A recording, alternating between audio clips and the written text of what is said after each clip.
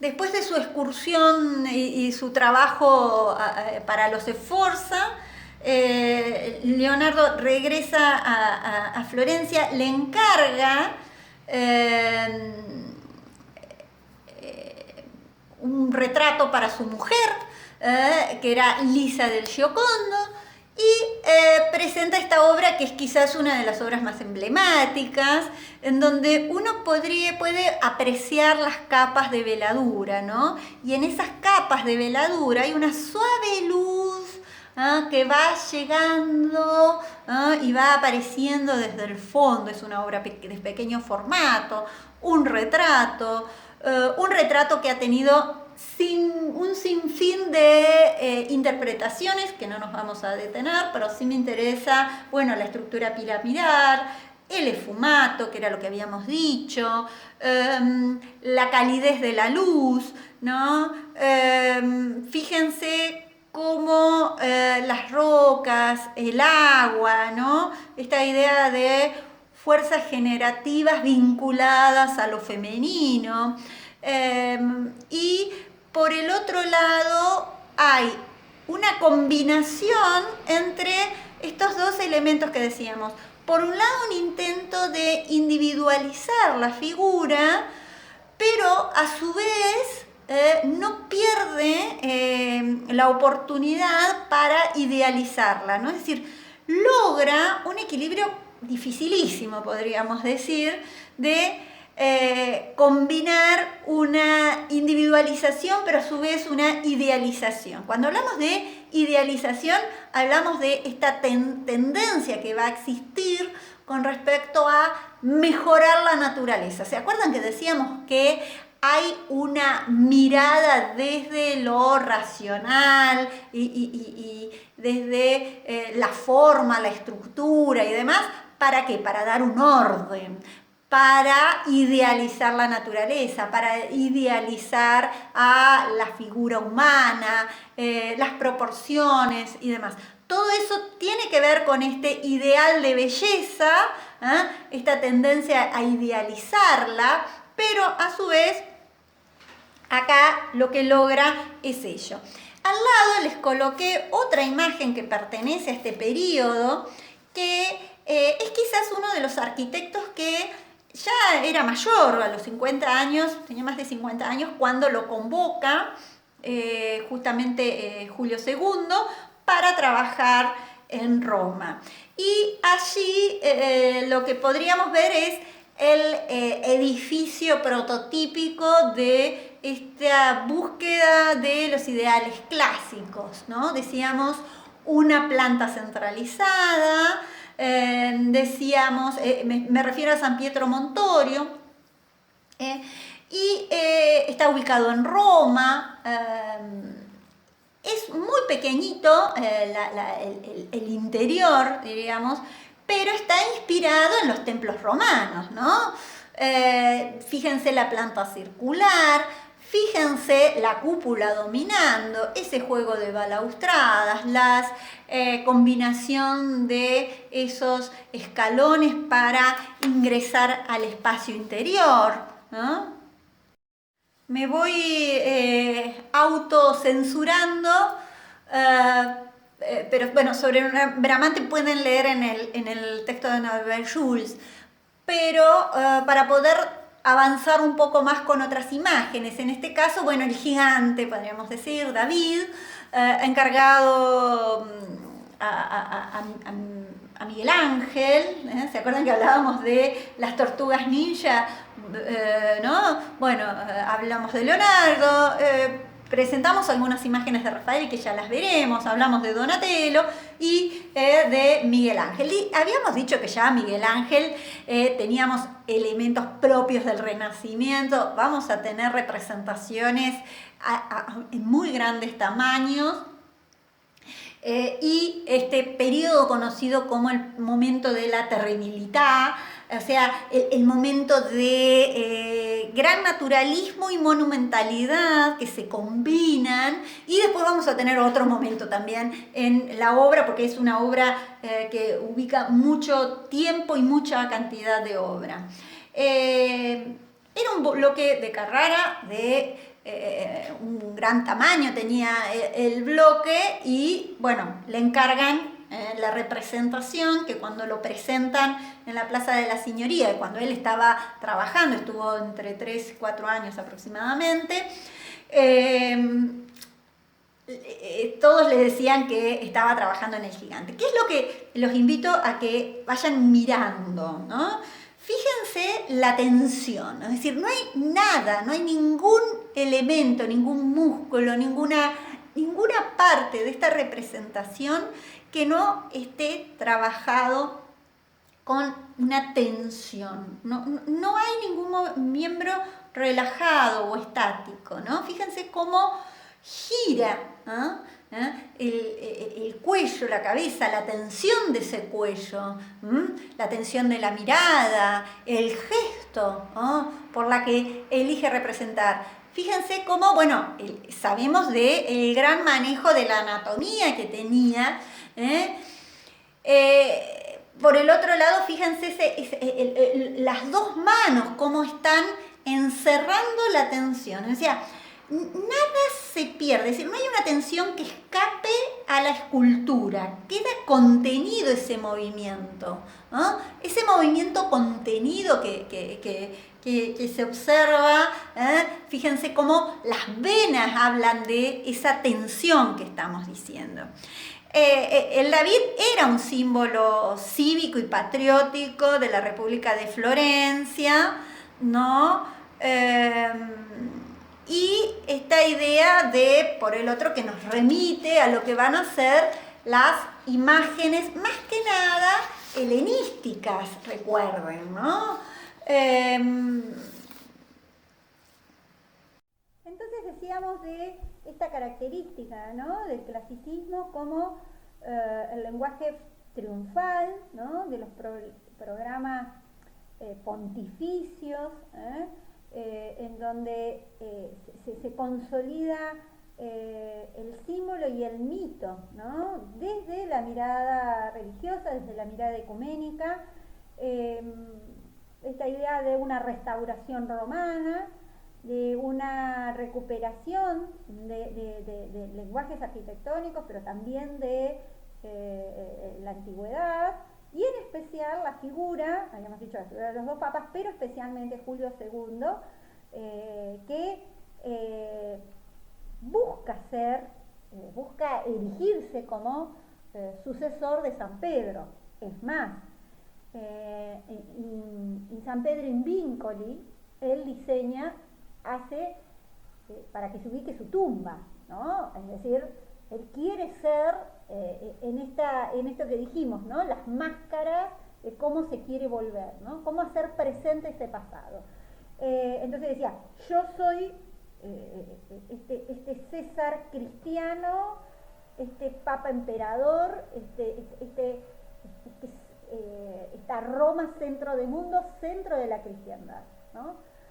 Entonces, el sepulcro que encarga Julio II, se lo encarga a Miguel Ángel, nada menos,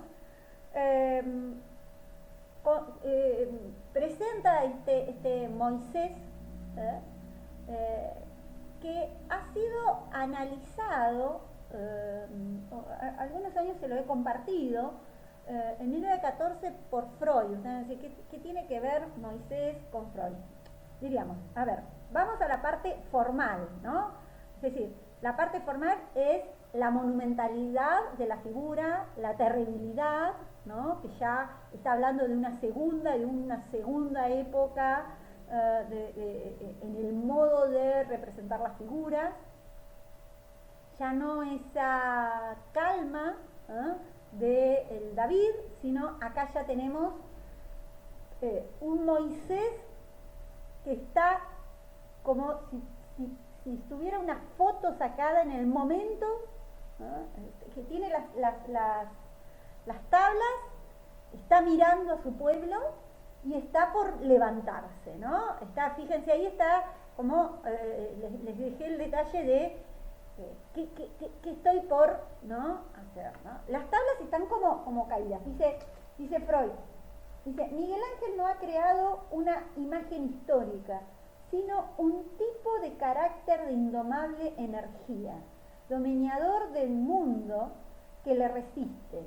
Para ello ha refundido los rasgos que la Biblia brinda, sus propias vivencias internas, impresiones de la personalidad de Julio II y creo yo, dice Freud, también de la actividad combatiente de Savonarola, ¿no? Es decir, está diciendo, acá no solo representa la figura de Moisés, sino es un símbolo que tiene estas características de una Roma combativa, una Roma que se quiere volver a recuperar su esplendor, su dominio,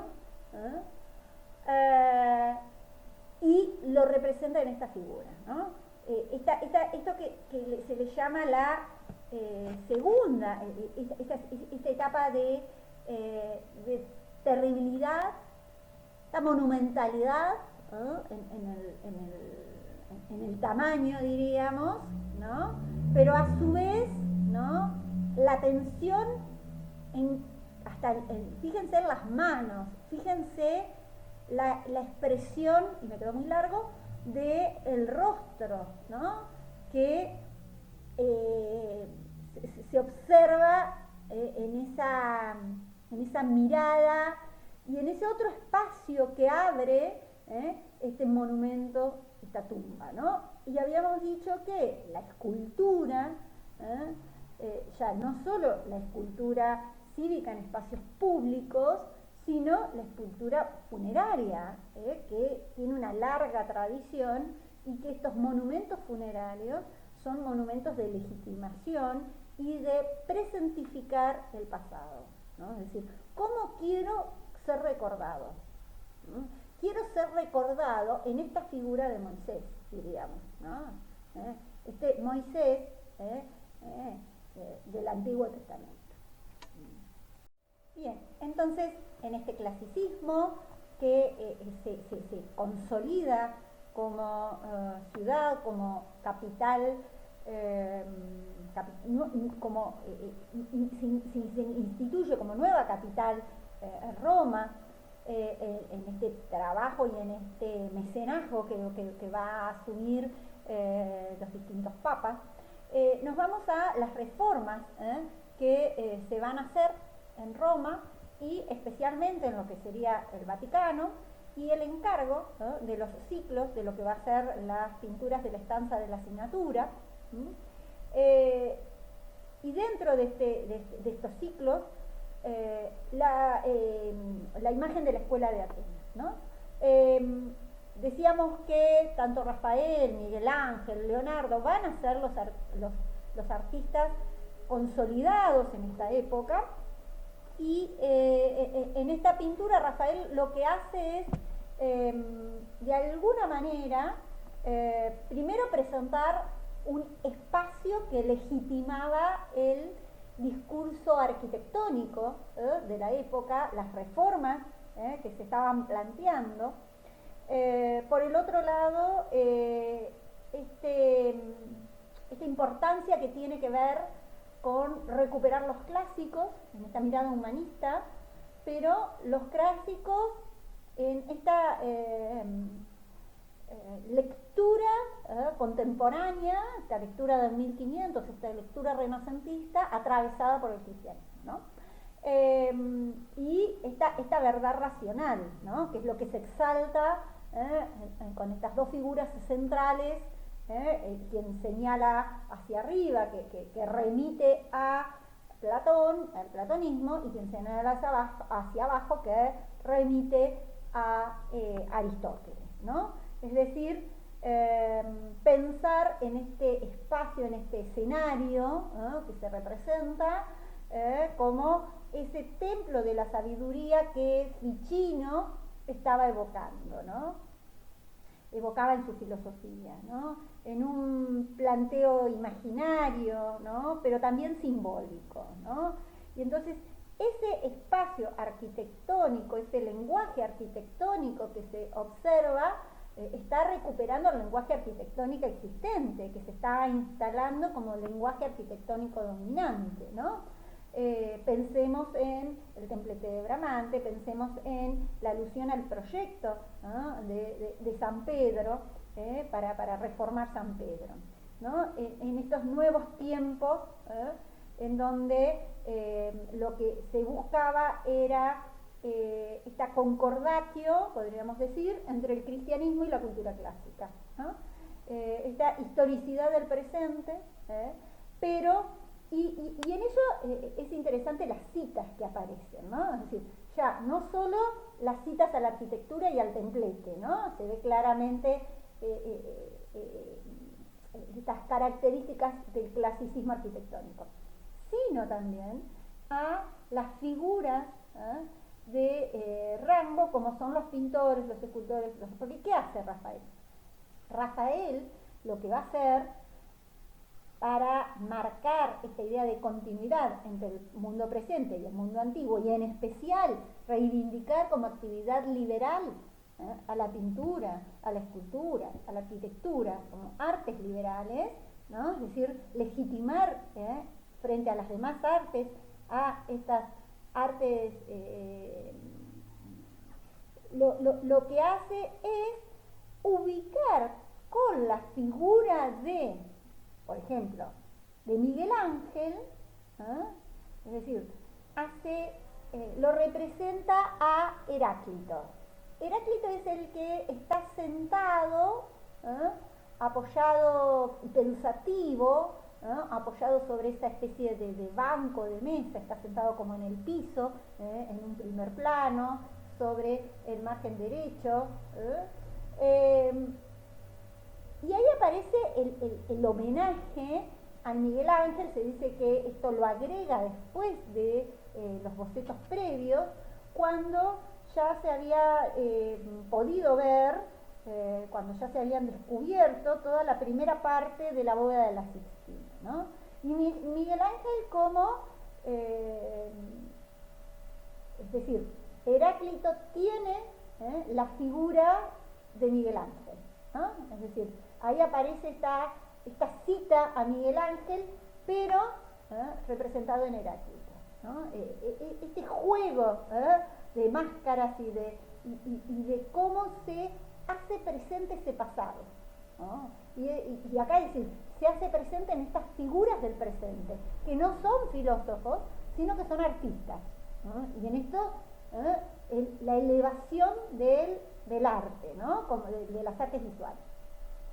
Y por el otro lado, esta figura que define Ficino, ¿no? Cuando dice, bueno, el espíritu meditabundo, el espíritu saturnino, esa cuestión como ese carácter melancólico de los artistas, Miguel Ángel, que va a ser considerado como la genialidad y el artista más reconocido, ¿no?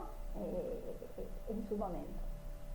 Por otro lado, también aparece Rafael, representándose a sí mismo, y aparece Leonardo, ¿no? ¿Quién es Leonardo? Y bueno, Leonardo está representado en Platón, ¿no? Leonardo es Platón, Platón es Leonardo, ¿no? Diríamos. De nuevo, hay una continuidad con las ideas platónicas, hay una continuidad con la filosofía por parte de la pintura, ¿no? Un Leonardo que había escrito el tratado de pintura, que había dicho, nosotros cuando dibujamos, cuando pintamos, pensamos. Entonces no somos artes serviles, sino que somos artes liberales. Estamos liberadas a partir de este pensamiento, ¿no? Esta encarnación de las ideas platónicas en el caso de la figura del centro a partir de la representación del arte.